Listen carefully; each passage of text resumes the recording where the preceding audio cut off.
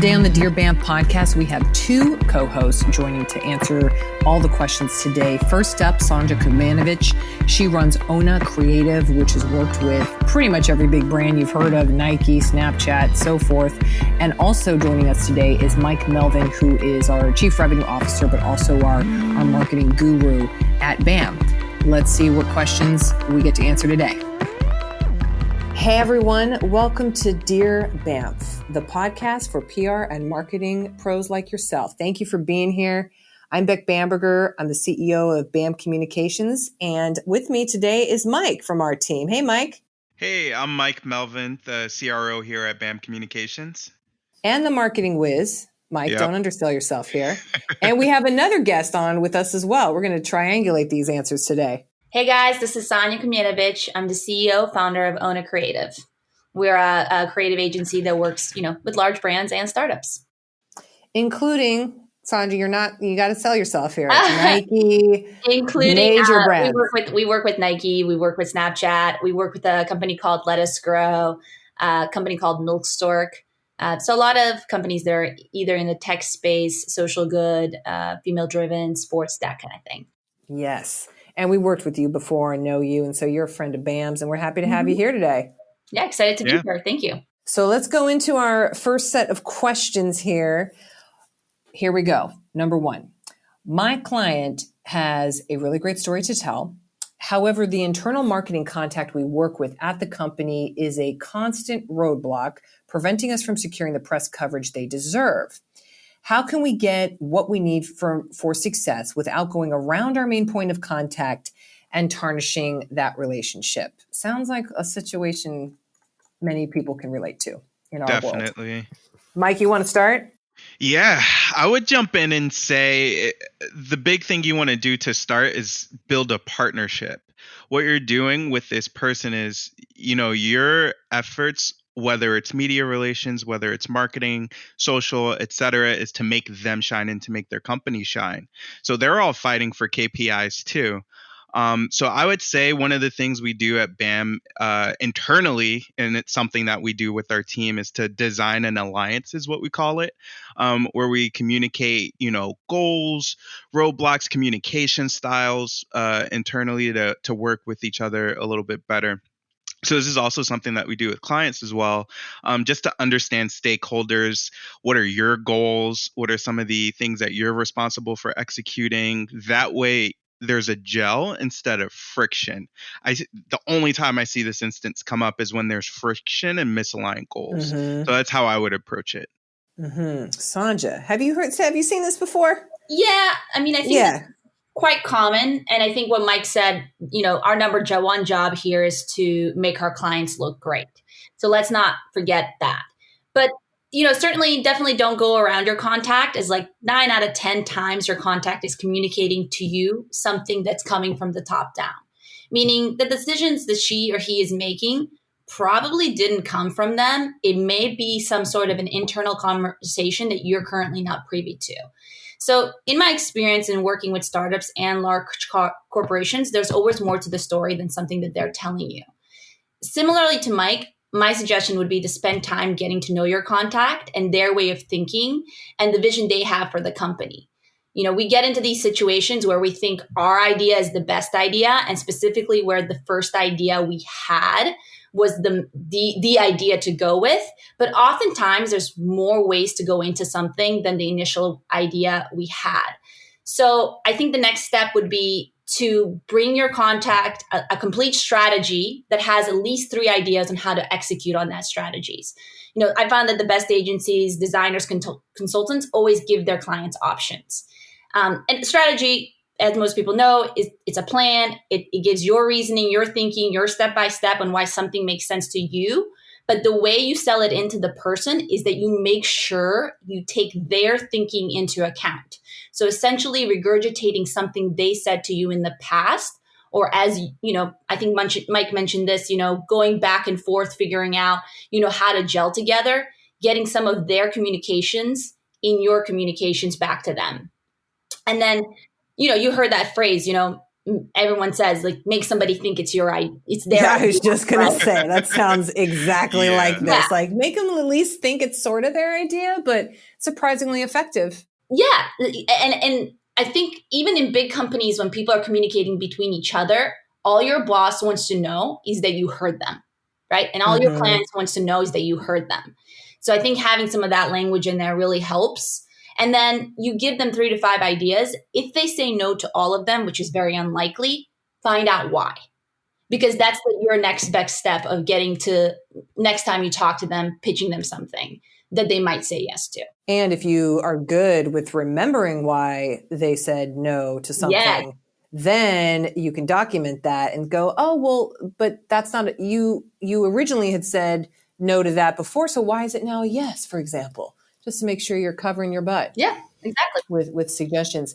Mike, were you going to say something too? Yeah, I was going to say in this question, they use words like roadblock and tarnishing. Not being able to get what they need. It sounds like they're having a problem with resource sharing. Sanja, how would you approach a prospect or client who's a little hesitant to be forthcoming with that sort of stuff? Whether it's sales collateral, documentation, messaging, that sort of thing. So, I mean, I think you have to explain to your client first and foremost that you cannot do your job without that kind of information, right? So this is impeding me from doing my job. And I would also design a questionnaire specifically for them. And maybe they don't have their resources written down. That could be a potential as well. Maybe they don't have their shit together, right? So how do you... when I start with a client, I always take them through, and we've done this with you guys, right? I take them through a questionnaire where I ask them things that I need to know in order to be able to do my job. And if they aren't able to answer them, if they say they're going to get back to me later, I make sure I follow up again and again until I get that information, because it is critical to getting your job done.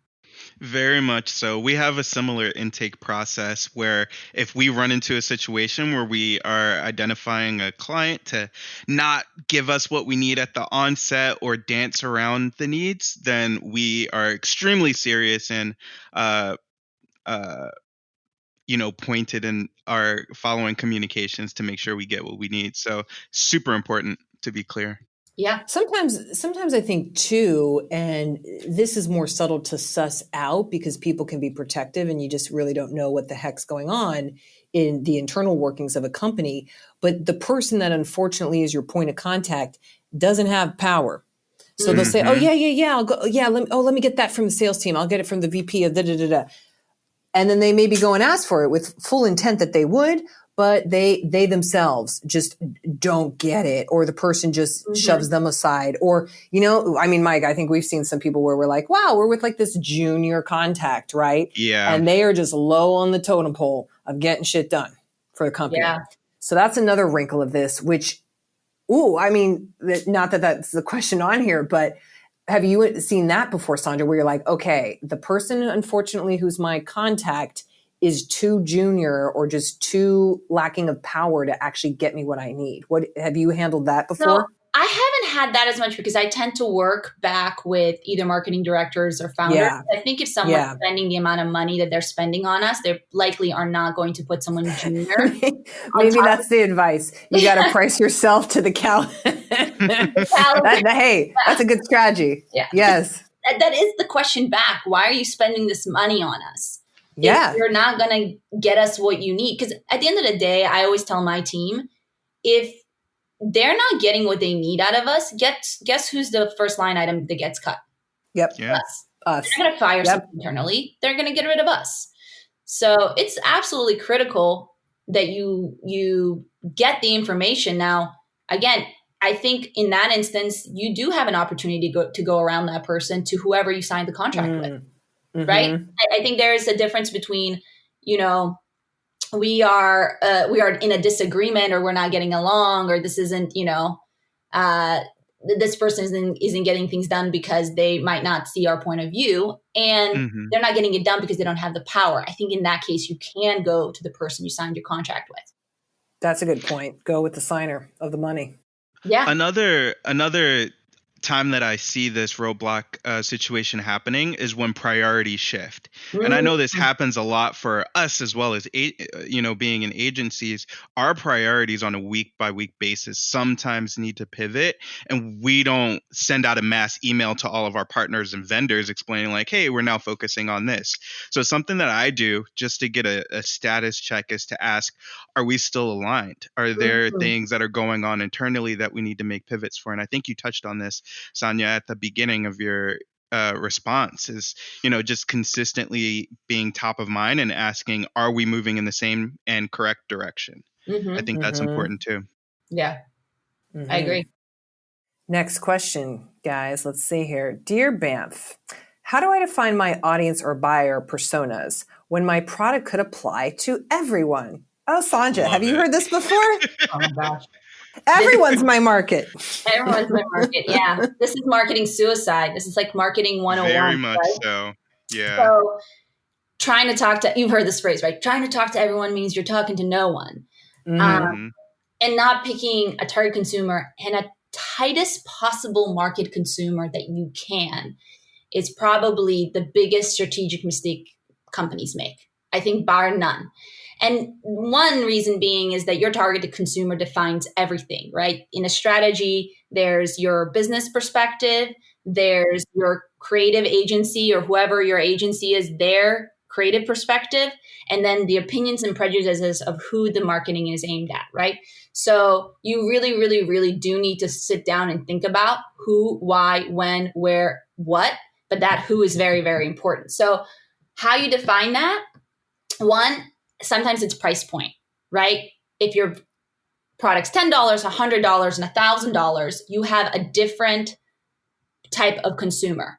The higher the price point, the more premium your consumer is. You're selling $100 leggings, you're probably in a premium consumer.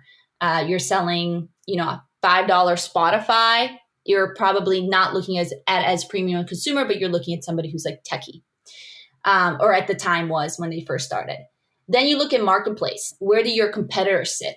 And where do you see an opportunity? So if you're going up against everyone selling to millennials, maybe it's time to start looking at a Gen Z as an early adopter. Then you look at, is your product a necessity or a luxury item? And if you're a luxury item, or maybe even if not, maybe you pick an aspirational target group. I always say that there are several different aspirational target groups. One's athletes, another one's creatives, another one's entrepreneurs, and another one's philanthropists. There's many more other than this. But if you look at the biggest brands out there and what they're doing, right? Nike. Nike can be worn by anyone. Everyone buys them, but they target their marketing at athletes. Apple, again, we all use MacBooks, iPhones. They've targeted their marketing at creatives, people who think outside the box.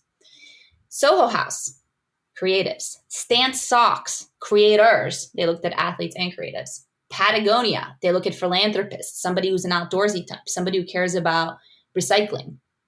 So every company, if they have an aspirational opportunity, can look to these aspirational types and speak to that person inside somebody else. And then another way I look at it is also looking at your why, like the reason you were created as a product or as a company. I had an athleisure client. She started the company in her 40s. The company's now co-owned by JLo, who is now 50. And the reason the founder created it is because she wanted to stand out in a yoga class. She wanted these wild, crazy leggings that really stood out in a particular setting. And so we really looked at, what does the market look like, right? What does everybody else target? And everybody else was looking at 20-year-olds, 20 to 30-year-olds. So we looked at a little bit of an older consumer type, still a woman, obviously still female, someone 30 plus, somebody who really, really centers themselves around self-expression and creativity. And that was one example of, hey, this product really could apply to anybody. I mean, really anybody can wear it. But it's like, what type of person would want to wear it? Yeah. Who would be excited about wearing this? You know how like on a test, you have like a multiple choice and there's like the most right answer? This is that situation. Yep. What is the most right answer? I like that. Yeah. Mike, what would you add to that? That was very exhaustive. It was. breakdown. It was great. That was a really good breakdown of the process of setting up, why it's important. I think to speak from the consumer perspective, we're all on social media channels, of course, and we're on the internet. So when we see an ad that's very general, or we see a media placement that doesn't speak directly to me as a buying persona, it's very easy to ignore. So I think something to add to what you said, Sanja, is the understanding, especially when you're approaching agencies to help you execute some of your strategy, to have a clear understanding of who you're targeting is going to be really important for efficiency, I would say, to start. Having them be able to get up and running with a very targeted approach, because we're not going to want to have a conversation if your market is everyone. A lot of agencies are super specific to the sort of clients that they service, whether it's health tech, cybersecurity, sports, whatever. We generally like to have a focus because it emboldens our expertise. So if your market is everyone and you haven't sort of isolated a set of personas or a set of user types, one, email marketing isn't going to work. Media buying isn't going to work. Organic campaigns around your blog output isn't going to be it's not going to resonate. So I think it's just super important. And like you said, it's marketing 101. So you're committing brand suicide if you don't have a core focus, I would say. And by the way, you can use an agency to help you figure that out too. Definitely. That's what we do, right? So you don't have to figure this out on your own. There are thought partners that can come in. And I appreciate you saying that, Sanja, because I think sometimes people think, oh my God, I don't have this figured out. So like, look, it's everyone, like I'll just give you this answer, but that the real education here is that, sometimes you don't know. So you go and figure it out. You got to go figure it out. And there's people that do that, agency that do that, down to the ones I've seen that are like really great is they'll say, okay, this persona number 3, here's the TV show they watch. Here's the clothing brand they wear. Here's the car that they have. Are they a Starbucks or a Blue Bottle? Like give it like down to other brand associations. And it really gives you that picture of that person so clearly, which is great. And we in the agency world love developing personas. It's one of the more fun activities that I like to do on a day-to-day basis. So super important. Okay, next question, guys. Another client relationship one here, which I'm sure we can all relate to. It has become increasingly clear that our main client contact does not like me or care what I have to say. I don't care if she doesn't like me, but I need her to respect my position on the team and the counsel that I give her as her PR counsel. Any advice? Ooh, I would jump in with radical candor, actually. Okay, to have a very clear line of communication outlining sentiment. Hey, this is Beck, you usually say something along the lines of, this is a story that I think I'm creating. Or correct me if I'm wrong, what you normally say. But essentially to have a clear conversation to say, hey, this is what we're feeling. Is there friction here? Is there something that we can course correct? You definitely don't want to maintain that relationship for very long. It's ideal for this to come out at the very top end of the campaign. My perspective of this coming from a sales, I work in BAM communications through sales a good amount. So we're a part of the woo team, so to speak. So a part of our job is to go in, to go in and make sure that the client's confident in our expertise and they're ready to get on board with our ideas. They usually like us during that process. But if you're working with a newer point of contact, let's say a new CMO is coming on board and you have to warm them up, it's really important to have that preliminary conversation and sort of, let's just say, nip it in the bud to get it out there in the open. Sanja, what would you say? So I think, the comment about I don't need them to like me, but I need them to respect me. I think you need them to like you. And I think that, a lot of people want, this is our day to day, right? We sit and work with our clients day in and day out. And the reason it's important for them to like you is because if they like you, they're more proactive about sharing information with you. They're more likely to that's a good point. Connect with you in general, and it's a more pleasant working experience. And I like what you said, is it the story you're creating? So one of my advices would be, definitely have your boss come in and sit on some of the calls if you have one, and figure out what's what. Does this person not like you, or are you not hearing them? Is there some sort of message that's being lost between you two? They'll be able to assess from the outside in if there's another conversation that needs to happen. But people tend to like people that are, proactive, make them look good. Mike, you said this earlier. Yep. You're here to make them look like stars. So I think what we said earlier also applies here. Like, spend time getting to know your client, getting to know their styles of communication, getting to know their needs, and then be overly prepared. Regurgitate what they've said to you so they know that you've heard them once again. And when you promise a deadline, hit that deadline. And if you beat a deadline, make sure you beat a deadline. Like, people, transparency, openness, like you said, radical candor, people usually appreciate that. Now, that's not to say, like, I've been here, there are also toxic clients. There are also people who just, no matter what you do, you can't get through to them. And that is, again, where your boss or superior might come in, listen to the call, and decide if this is the right client for your company moving forward. Because at the end of the day, you want to have a positive ongoing relationship, because this is what determines whether you resign that client later down the line. Yes. And if it's a miserable relationship the entire time, you're never going to get anything positive done. It's going to wear on your team. And then I think one of the last things is, you really can't control them, but you can control yourself, right? You can control how you react to something.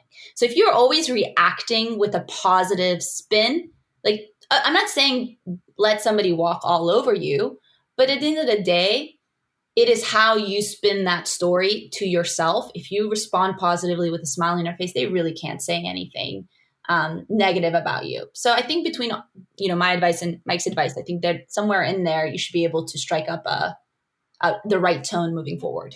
Mm-hmm.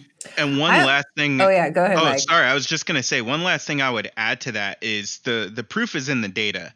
So if your goal is to secure respect based on your PR console, you have case studies to refer back to, showcasing why something's a success versus, what else is being proposed. So if there's any way for you to draw from the numbers, be more data centric and focused, then it's going to be extremely difficult for that client or point of contact to disagree with you. Oh yeah, 1,000%. Oh, so true.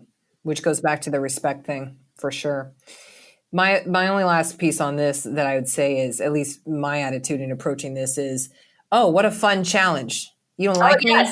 Yeah. I'm going to make you like me. It's going to be fun. And just have, I'm just going to delight the shit out of you. I mean, it's just going to be like, oh, is that your stance? You're not going to like me? Okay, you try this. It's just... So I think of making it more in a fun, personal challenge to just see okay, let's see how we can turn this around. That's a very probably unique position, but I think it adds levity to it. Yeah, I share the same sentiment. Yeah. And then you could be more playful with it too. Maybe they don't know that part, but that's okay. Okay, next question. Dear Banff, that was added by me. Is now, during a quarantine, a good time for a website redesign and messaging revamp? What are the pros and cons of this timing? Sanja, what would you say? Oh, yes. Because you guys are clicking off. You're clicking off a lot of. Yes. There is absolutely no cons, at least not the ones that I can think of. I'm sure there's cons to everything. But Bex, we spoke about this, right? A couple weeks back. We did. You said, there's no going back to normal. This is the new normal. And I actually honestly think quarantine is accelerating change. That's going to happen regardless, right? Virtual work, grocery delivery, remote learning, telemedicine, mental health, streaming, gaming, at-home workouts. All of this was already happening. It's just happening at an accelerated pace now. So, and irregardless of that, you should be updating your company website and messaging on a yearly basis. So we look at your typical brand strategy, your mission, your vision, your positioning should change year to year. And your positioning really informs your messaging. So where in the marketplace do you sit to your competitors and to your consumer? And your consumer is going through a major cultural shift right now, right? They are totally changing every single habit they've ever had. So what's amazing about that is we have the time. A lot more of us have a lot more time right now to sit down and think about what does our consumer need and how can we service them best moving forward. Maybe it's a 3-month plan plus a year plan. I'm not sure, but something like that. In addition to asking questions about the needs of the consumer, companies I find are asking themselves, who are we and why are we important right now to continue execution and production? So in the same vein of messaging and a website redesign, take this time to be introspective. Take this time to do a virtual retreat with your exec team to really dig in and understand, okay, how is our service offering meaningful enough to continue through this since we are still functioning? And how are we showcasing that currently on our site? How are we currently messaging that, in our brand collateral? So I think it's ideal time to go about this. And you can do a redesign from home. Everyone can. So that's right. I do think it is ideal time. And I what you said about this being the new norm, it resonates with me so much. I primarily am a remote worker. I'm used to this, and I've been waiting for this to be a norm. But I mean, one of the things that I have been thinking about a lot is how many times in the last 3 weeks have you heard the word Zoom? Right? We've been using this platform for a little over 2 years, and it's been ideal for us, even just with client interfacing. But now this is becoming a new norm, and it's the same across a few different verticals, as you already mentioned. But yeah, so important for us to think forward instead of how do we maintain, but how do we evolve into what we need to be tomorrow? Yeah, Mike, and the question about the website, right? How quickly does a website become outdated? Oh yeah, in days. Sanja, honestly, if you're taking the words out of my mouth, because we're doing one right now and people are asking, why are we doing this? It was 18 months ago we just did this. And I said, we are in a tech industry. Yeah. Yes. What?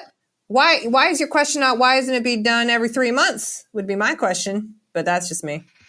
Yeah. I think additions to the website, super important as you're adding landing pages in and, developing new campaign types, targeting different personas. It should constantly be evolving. If you're not adding at least 5 pages per month, let's just, for the sake of the argument, say that they're blog pages or gated content of any sort. You're missing out on a huge SEO opportunity. So continue growing constantly. Last question here, guys, for today. Ooh, and it has to do with messaging. Dear Bamf, what is one issue you see in company messaging, and how do you find, and this is very relevant to now, a genuine why for a business? By this, I mean the deep-seated purpose of why a company does what it does. Ooh, could not be more relevant for right now. I would hope that a lot of companies are having this internal quandary with themselves. Yeah, I think this is actually a really hard question without specifics on what company and how, because what I'm going to give you is kind of a generic answer. But at the end of the day, go ahead. One of the biggest issues is that companies focus inward and not outward. And again, this is why your target consumer is so important, right? It goes back to that. It always goes back to your target. So why do people care to buy from you versus someone else? And it has to be genuine and authentic. You can't say, your mission statements is like, oh, I want to go save the world or feed all the children in the world or solve world hunger or whatever, without genuinely being connected to that mission statement. That's probably one of the biggest things I see. It's kind of like a cheap shot at it. But if you really look truly at why your company was created, whether it's the founder's vision, or take the time to, if there wasn't some sort of deep story, figure out what's your purpose in existing day to day beyond just selling things, right? So, and I think everybody has a reason they just didn't dig deep enough yet to figure it out. But yeah, to me, it's like authenticity is probably one of the biggest issues I see when it comes down to it. Or sometimes companies do have a great why, but they don't want to talk about it. Oh, we don't want to talk about that. Why? Oh, we don't want to talk. I'm like, but this is the genuine reason you exist. Yeah. Yeah, and it is a very tough question. And to piggyback sort of off of what you're saying, I also think in addition to being outwardly focused and sharing a message that's deeply about like getting up day to day, like why are you here? It's also about understanding your ecosystem and your fit, right? We have a handful of clients who will say, or prospects, all of our prospects say, yeah, we don't have competitors, or, oh, there's not exactly a product like ours. But usually if you're developing a new product in this day and age, it's either an improvement of something or it's connecting to things that weren't connected before, or 3 or 4 things, depending on how big the platform is or the service offering is. So really understanding your ecosystem, and to look at companies like Apple, who develop this major ecosystem within themselves. You have all of these different various product types. A lot of companies don't have the resources to build that off from the ground up. So if you're looking at a company that's just starting, that has an amazing reason why, an important message or story to tell, understanding where they fit in an ecosystem or suite of products that aren't that company but complement it, and developing partnerships there, I find that strengthens the why a little bit more, because it's creating a community, or you're tapping into other communities. Maybe that's more on the execution side of getting that why out there. But I find those to be the more compelling company stories. Yeah, your why should definitely open up your. It should definitely open up your. It should narrow your focus to a certain point, but then that should open up a set of possibilities. Right? So, Yeah. you're eco-focused, now you're not going to go use single-use plastic, right? Because if you did, then that would be against your company's mission statement. But if you're eco-focused, now you have a set of stories you can tell about, and that's how it opens up your aperture of what possible for you to do.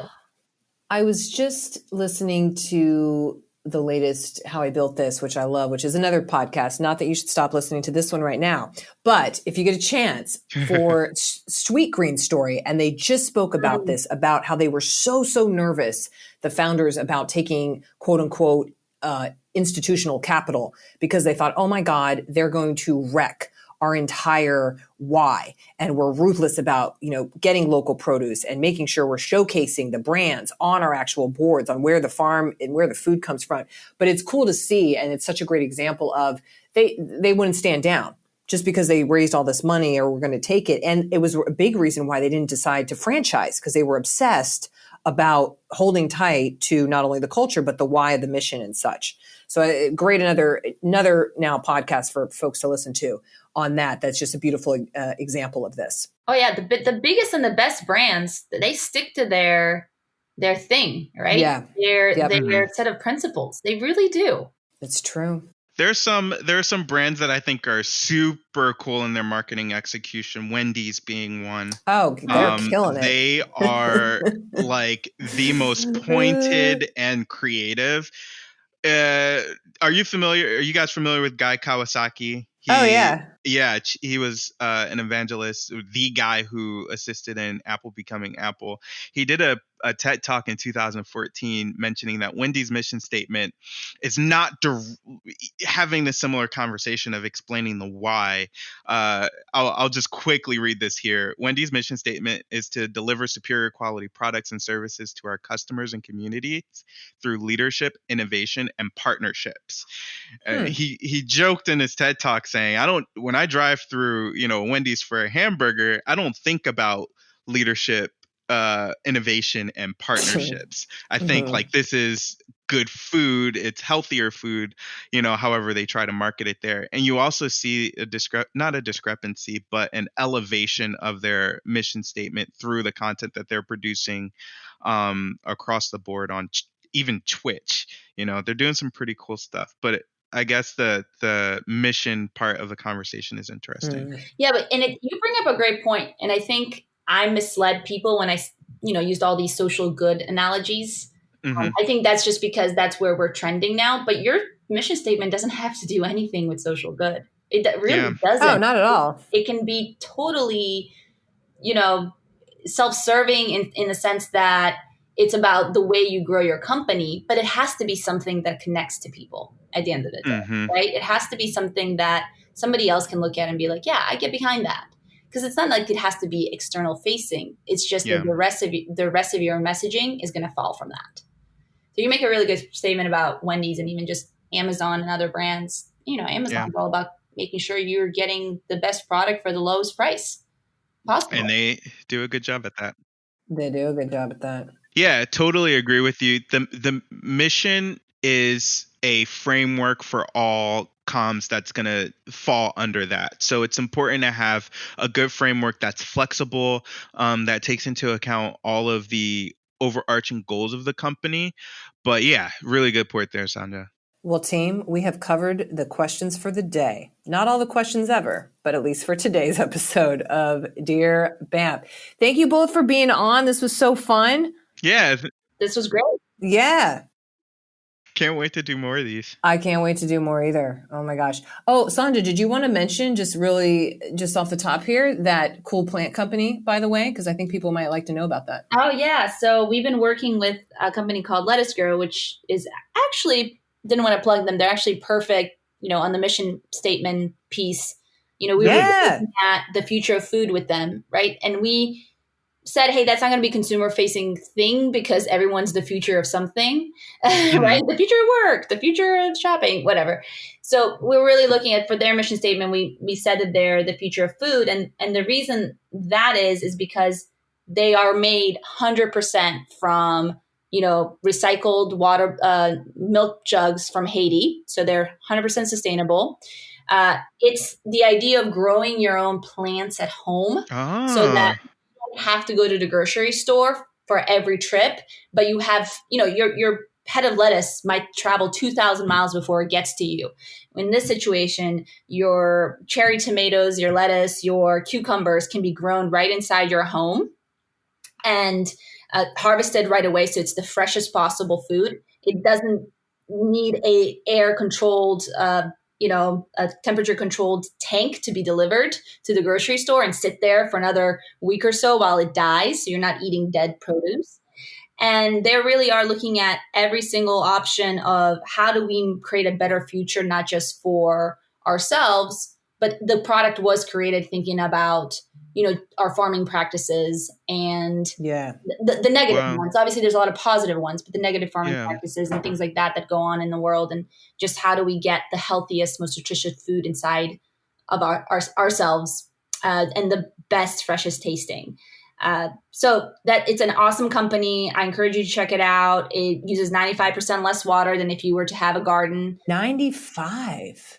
Dang. Oh yeah, I feel that. I'm recently just moved into our new home here, and we have like 6 or 7 fruit trees in our backyard. So I feel like a farmer, but those water bills can definitely add up. So I see the benefits. Especially in California. 75% less. That's amazing. 95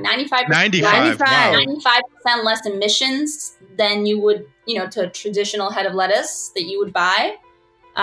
It's a really incredible future type product, if you know what I mean. Yeah.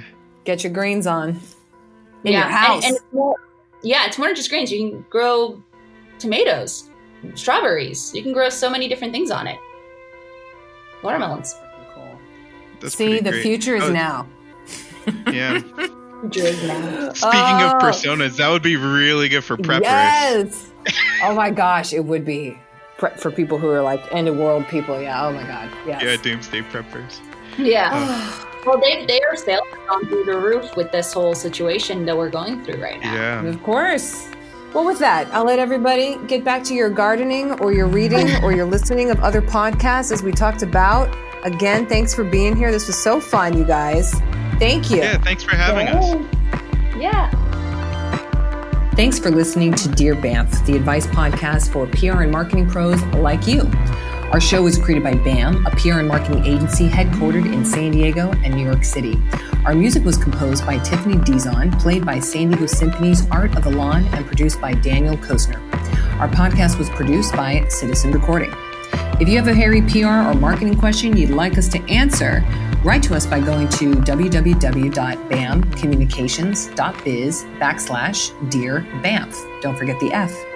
We'll be back next Monday with another episode of Dear Banff. Until then.